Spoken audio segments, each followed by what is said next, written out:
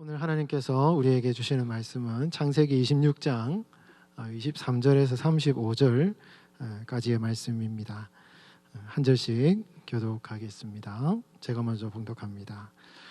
이삭이 거기서부터 브엘사바로 올라갔더니 그 밤에 여호와께서 그에게 나타나 이르시되 나는 내 아버지 아브라함의 하나님이니 두려워하지 말라. 내 종 아브라함을 위하여 내가 너와 함께 있어 내게 복을 주어 내 자손이 번성하게 하리라 하신지라. 이삭이 그곳에 제단을 쌓고 여호와의 이름을 부르며 거기 장막을 쳤더니 이삭의 종들이 거기서도 우물을 팠더라. 아비멜렉이 그 친구 아우삿과 군대 장관 비골과 더불어 그랄에서부터 이삭에게로 온지라. 이삭이 그들에게 이르되 너희가 나를 미워하여 나에게 너희를 떠나게 하였거늘 어찌하여 내게 왔느냐. 그들이 이르되 여호와께서 너와 함께 계심을 우리가 분명히 보았으므로 우리의 사이 곧 우리와 너 사이에 맹세하여 너와 계약을 맺으리라 말하였노라. 너는 우리를 해하지 말라. 이는 우리가 너를 범하지 아니하고 선한 일만 내게 행하여 내가 평안히 가게 하였음이니라. 이제 너는 여호와께 복을 받은 자니라. 이삭이 그들을 위하여 잔치를 베풀며 그들이 먹고 마시고 아침에 일찍 일어나 서로 맹세한 후에 이삭이 그들을 보내매 그들이 평안히 갔더라.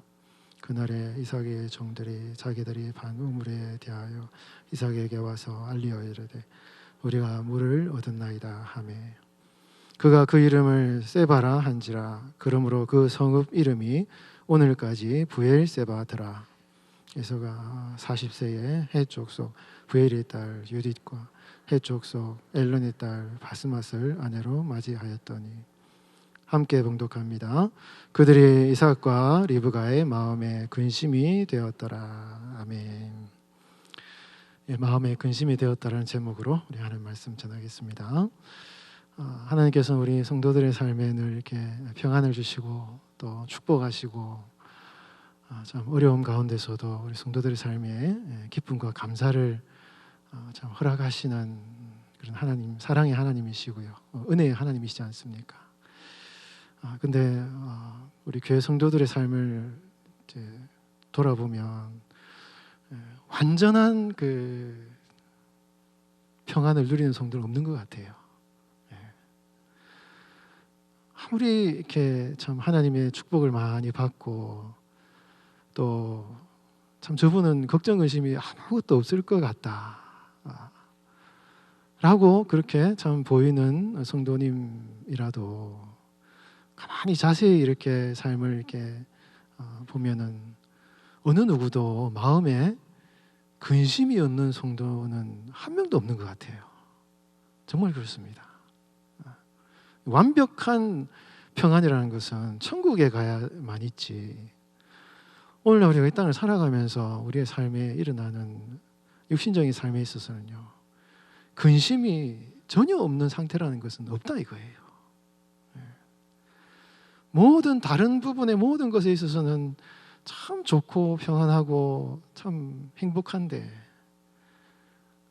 완벽하지 않고 항상 뭔가 어떤 부분에 있어서 참 이 연약한 부분이 있습니다. 그게 나의 개인적인 것일 수도 있고 혹은 가족의 어떤 그런 것일 수도 있고 물질 문제일 수도 있을 수 있고 그게 굉장히 우리 마음의 삶에 쓴뿌리가 된다 이게 쓴뿌리 인생의 쓴물이 된다 이것입니다. 그래서 계속 기도하고 이런 문제를 해결해 주시기를 하나님께 간구해도 잘 이게 문제가 해결되지 않아요. 굉장히 시간이 오래 걸립니다.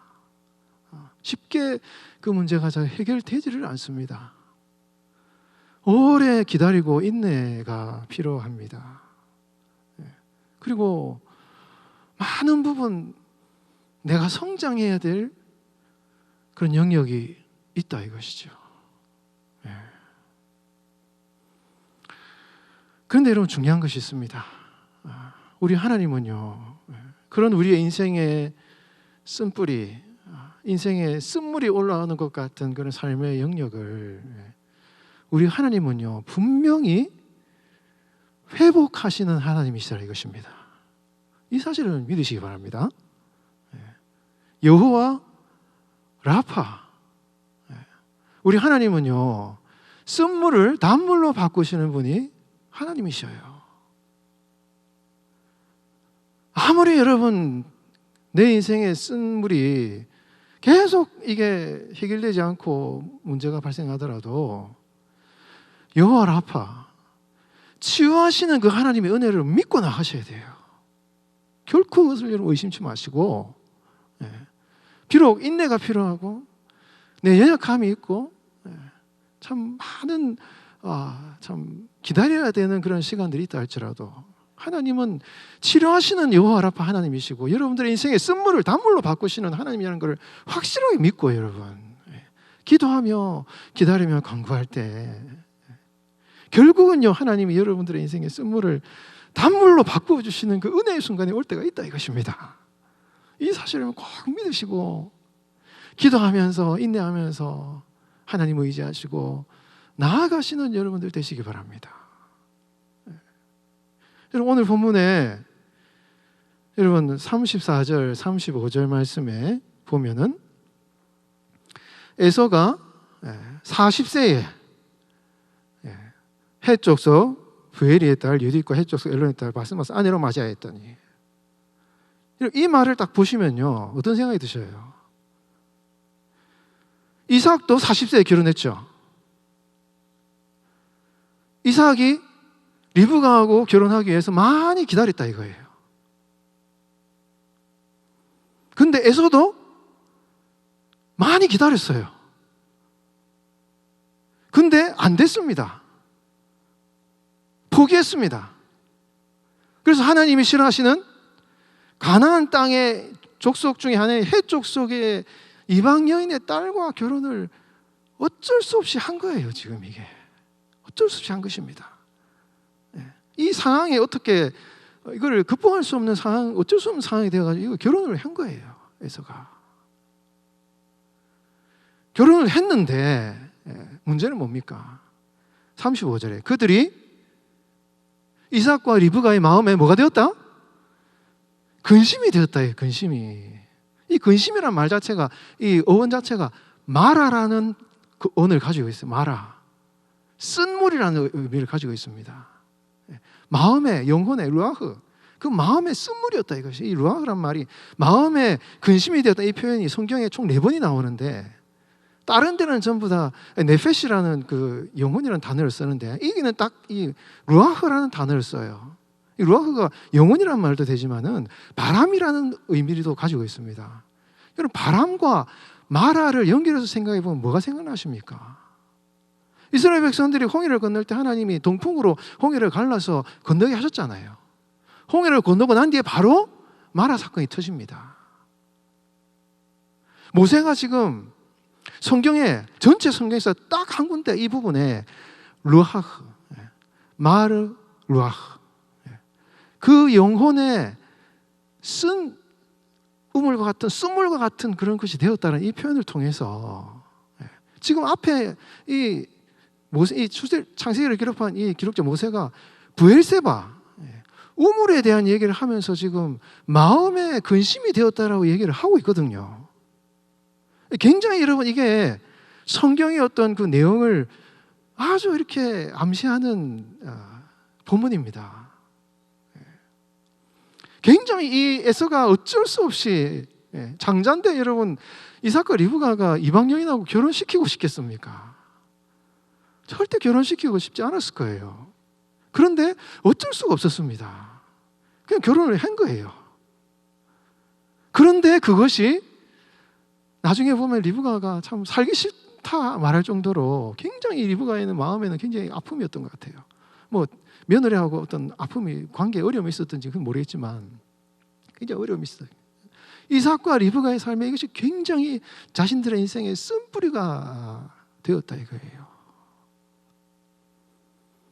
앞에 이삭과 리브가의 삶의 어떤 물질 문제, 이방 민족과의 어떤 그 재산권의 문제에 있어서는 이제 모든 문제가 다 해결되었습니다. 모든 문제가 평안하게 다 해결되었어요. 근데 이제 새로운 문제가 다 발생했는데 이게 여러분 자녀 결혼시키는 문제에 있어서 새로운 어떤 인생의 쓴뿌리가 생긴 것입니다. 참 이것이 성경이 이삭과 리브가의 가정에 이런 쓴뿌리 생겼다라고 얘기를 하면서 여러분 이 이삭과 리브가의 가정에 생긴 이 쓴뿌리를 앞으로 여러분 27장, 28장까지 쭉 이어가는 과정 속에서 하나님이 어떻게 이 이삭과 리브가의 가정의 이 쓴뿌리를 어떻게 하나님께서 섭리 가운데 이 가정의 쓴뿌리를 마라의 쓴물을 단물로 바꾸셨던 그 하나님의 은혜가 이 가정의 마음의 근심 루아흐 마라 이것을 마치 이스라엘 백성 출애굽 후에 마라의 쓴물을 단물로 바꾸신 것처럼 이삭과 리브가의 가정 어떻게 이 쓴물을 단물로 바꾸시는 과정을 하나님의 섭리와 인도하신 가운데 바꾸어 나가시는가 하는 것을 성경이 잘 얘기를 한다 이거예요, 여러분. 얘기를 합니다. 나중에 여러분 이삭이 180세가 되어서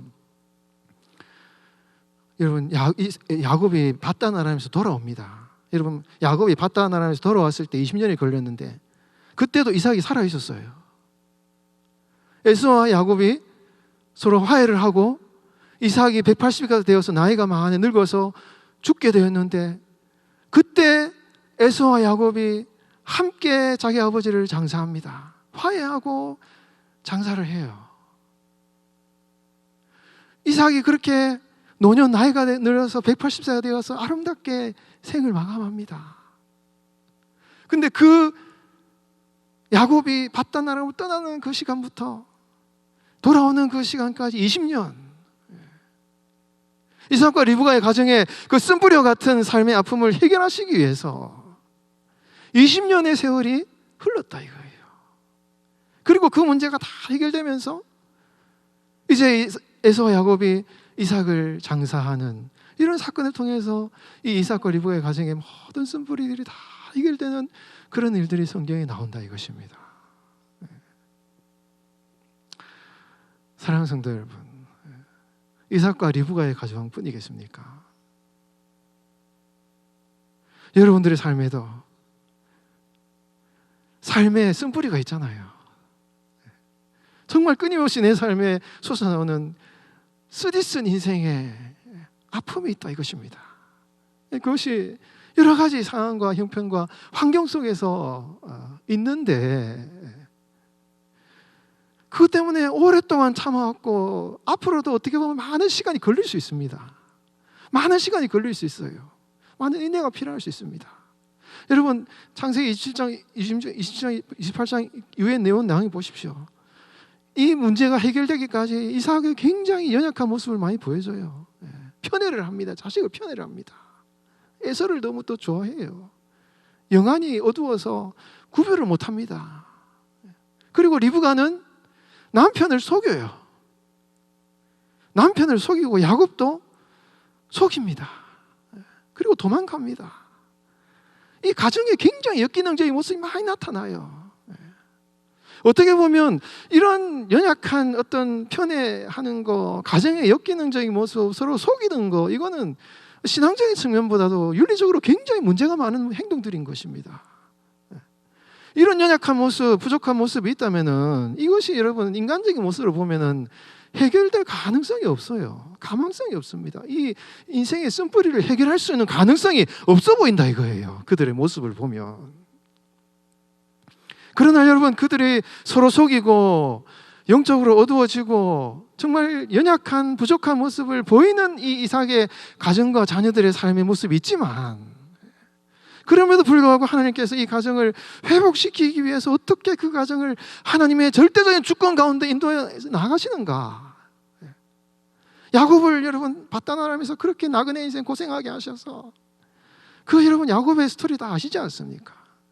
그런 우여곡절 가운데 야곱도 굉장히 많은 고생을 했고 어려운 일을 많이 겪었지만 결국 여러분 그런 어려운 과정 속에서 하나님께서 이 야곱에게 12아들을 낳게 하시고 12지파의 조상이 되게 하시고 결국은 야곱이 이 가나안 땅으로 헤브론을 돌아왔을 때 결론이 어떻게 됐습니까? 결론이 하나님의 섭리의 결론이 어떻게 됐냐 이거예요. 부족하고 연약했지만 그들의 인생의 쓴뿌리를 해결할 수 있는 어떤 자격이나 조건이나 행동이나 어떤 영향이 아무것도 없었지만 하나님께서 이 이삭과 리브가의 가정을 절대적인 주권 가운데 인도하심으로 결국은 그 모든 삶의 쓴뿌리들을 은혜 가운데 변화시키시는 그 기적의 역사가 지금 창세기의 스토리라 이것이고,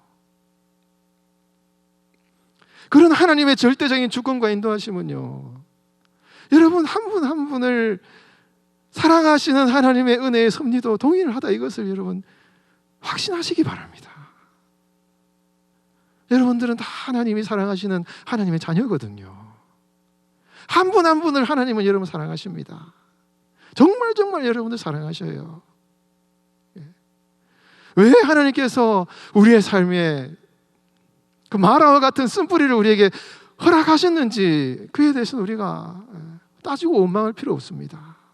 다만 그 이유와 원인이 어떻든지 간에 하나님께서는 여러분들의 있는 모습 그대로를 사랑하시고 받으시고, 그 연약함 속에서도, 우리가 그 인생의 쓴뿌리를 해결할 수 없는 그 연약함 속에서도 하나님의 절대적인 주권 가운데 우리의 삶을 인도하셔서 마라의 쓴물을 단물로 바꾸시는 그 하나님의 은혜를 우리에게 주신다 이것입니다. 여러분 이 사실을 꼭 믿으시고 주님을 의지하시고 기도하십시오. 하나님, 내 인생의 이 쓴뿌리와 같은 이 삶의 연약함을 주님의 은혜와 주님의 회복하심으로 치료하셔서 내 인생에 단물이 일어나는, 생명수가 일어나는 역사가 내 삶에 일어날 수 있도록 하나님 나의 은혜 베풀어 주시고 능력을 베푸시고 나를 이끌어 주시옵소서.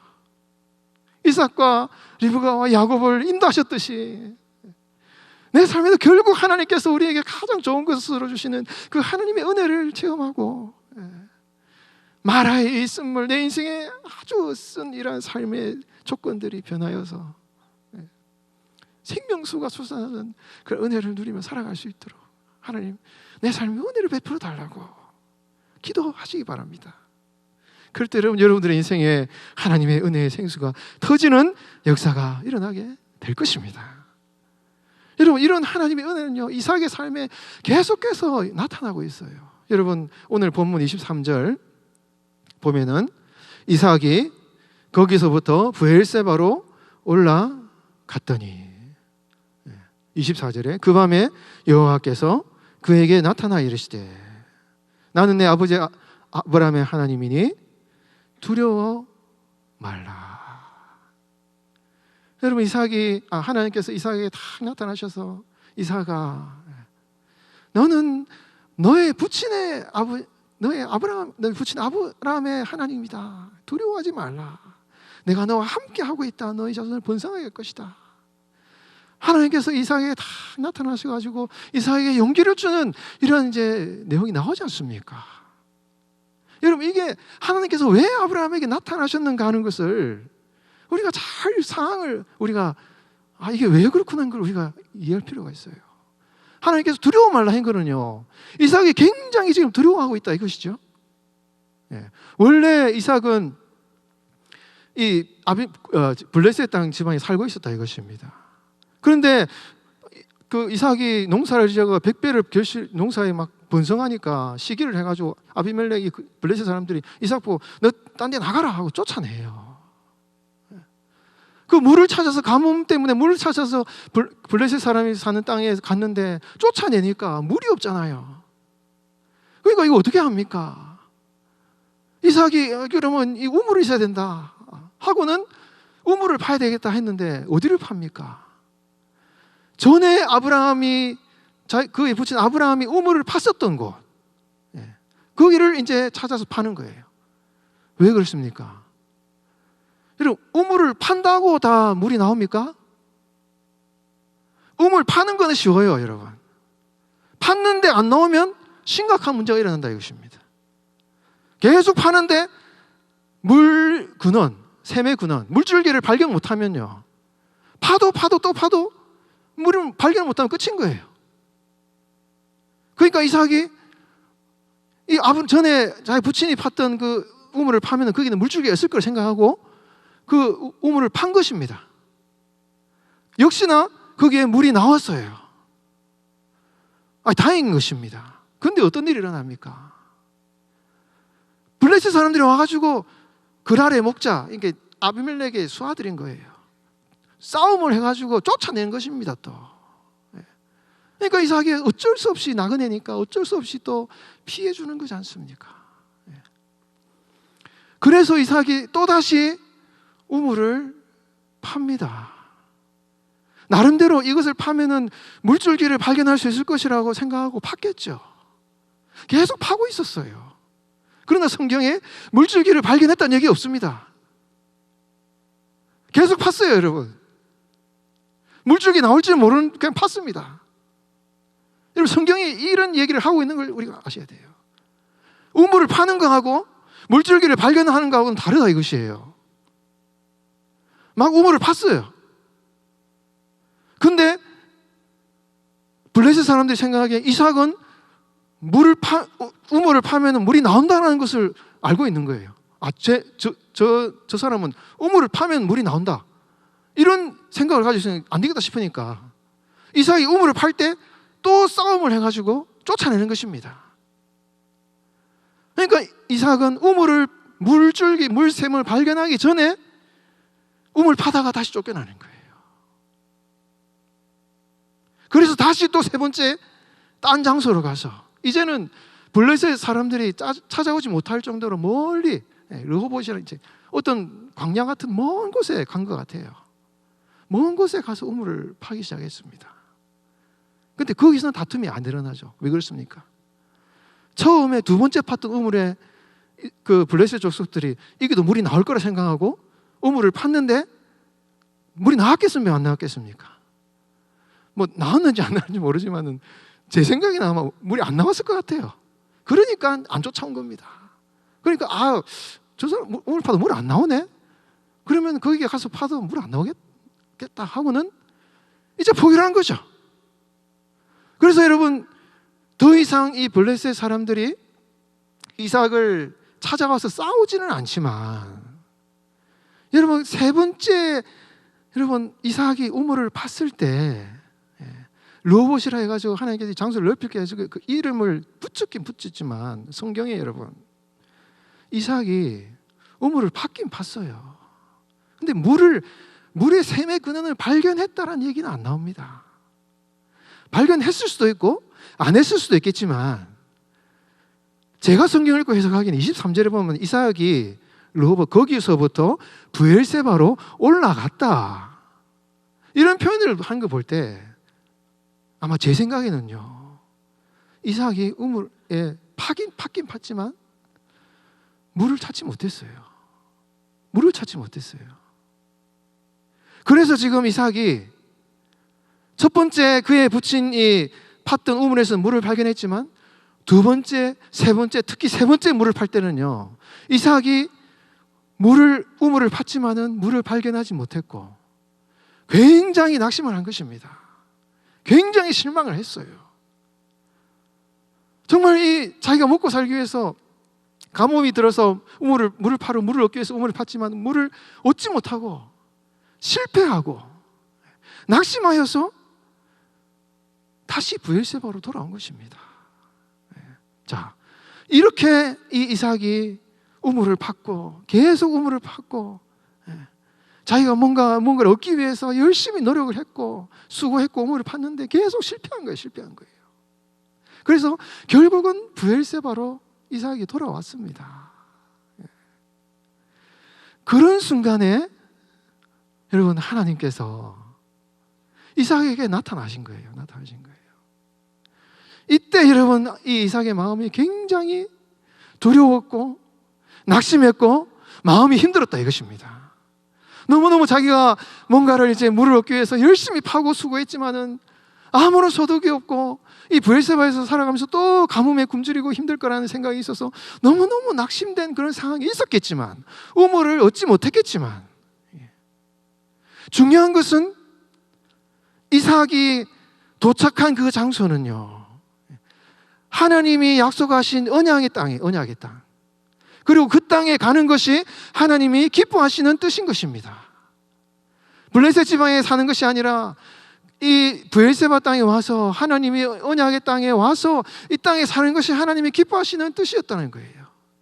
그래서 하나님께서 이삭에게 나타나셔가지고 이삭아 두려워하지 말라, 걱정하지 말라, 내가 너와 함께하여서 너에게 축복의 약속을 줄 것이다 하는 하나님의 약속의 말씀을 주시면서 그때 여러분 모든 문제가 이제 해결되기 시작하는 것입니다.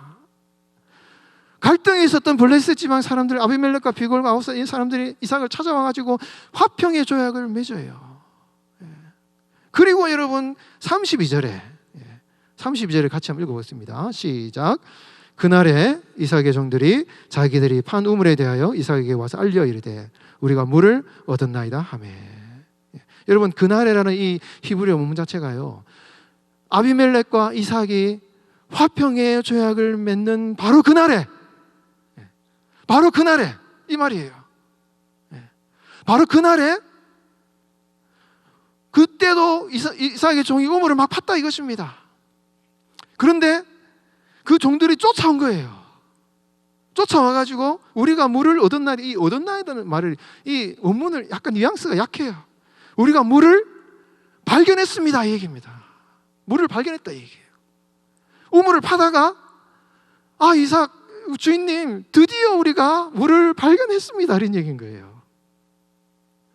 그렇게 우물을 파면서 힘들었는데 이 아비멜렉과 화평의 조약을 맺고 바로 그날에 그렇게 찾고 찾았던 그 우물에서 여러분 샘의 근원이 터지는 역사가 그때 일어났다 이것이에요. 여러분, 이 사건을 통해서 브엘세바 이 세바를 하고 그 성읍의 이름을 브엘세바는 이 사건을 통해서 여러분 이삭의 어떤 물질 문제, 주변 이방 민족들의 갈등 문제가요 한꺼번에 한 방에 해결되는 역사가 여기에서 일어나고 있고, 이 순간에 이삭의 삶에 하나님께서 생명샘의 수와 같은 그 은혜를 터지게 하는 역사를 이때 일으켰다 이것입니다.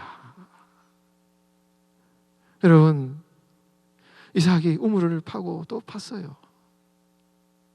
실패했습니다. 그런데 열심히 수고하고 애쓰고 많은 노력을 했습니다. 그러나 두 번 실패했어요. 물을 얻지 못했습니다.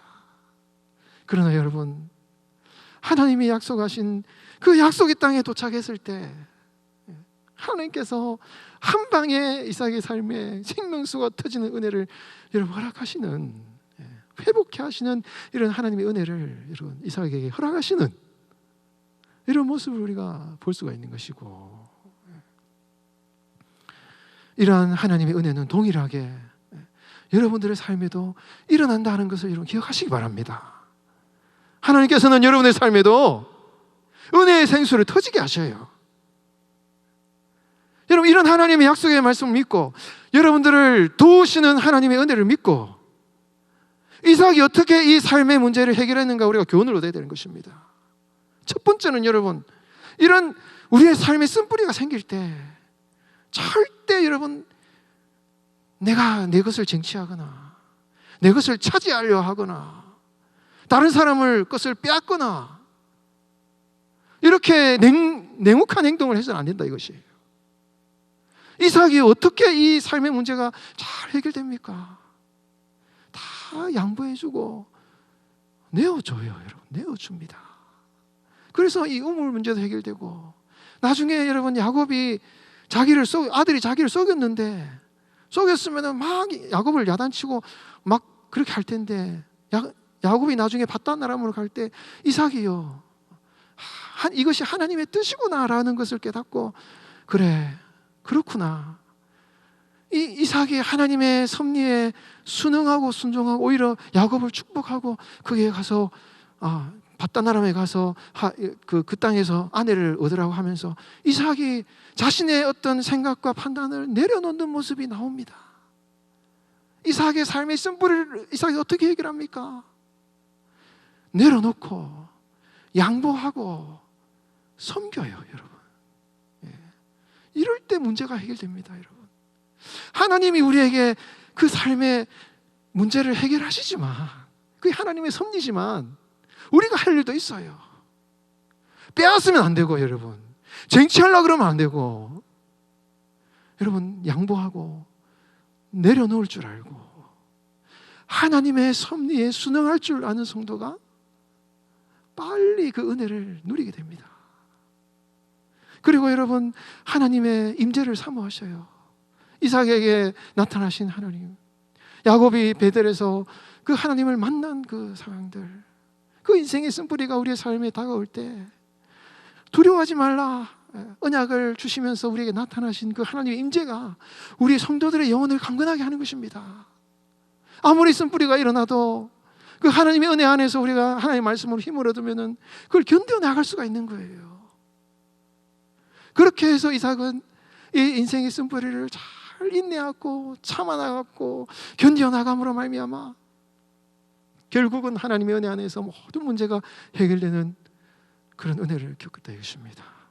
여러분, 이삭이 어떻게 그 삶의 쓴뿌리를 잘 해결해서 하나님의 은혜를 받게 됐는지 이 사실을 꼭 기억하시고, 여러분 그 하나님의 은혜를, 그 하나님의 회복하시는 그 하나님의 도우심을 사모하시고 기도하시는 여러분 되십시오.